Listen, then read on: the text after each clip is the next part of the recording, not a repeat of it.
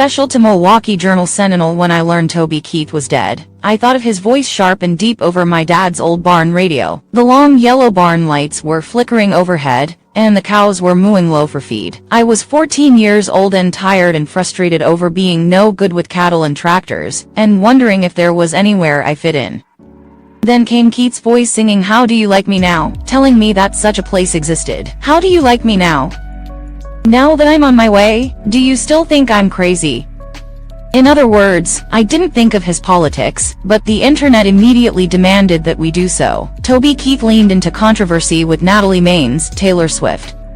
Critics attacked him for his battles with the Dixie Chicks, and a disputed controversy with Kris Kristofferson, and supporters reduced him down to his patriotism, and bashed Taylor Swift for not defending him, after he gave Swift her start. Not only is that a nasty debate about a guy who just died of stomach cancer, but it reflects a huge mistake, making our culture about our politics. A dying community. What a Wisconsin beer town shows about saving rural America.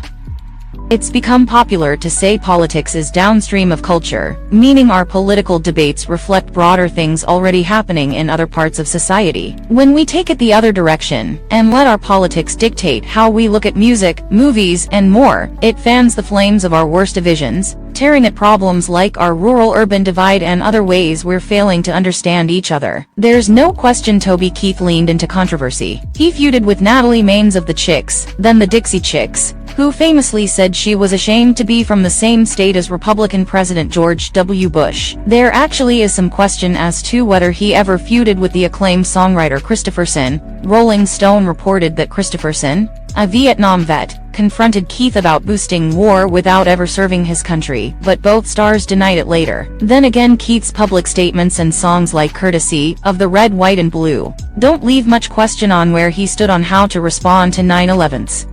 Keith's politics were more nuanced than controversies suggest, but his actual politics were more complex, and he wrote about so much more. The song that played on our barn radio when I was a kid told the story of a small town boy who was ignored in high school, and went on to be a star.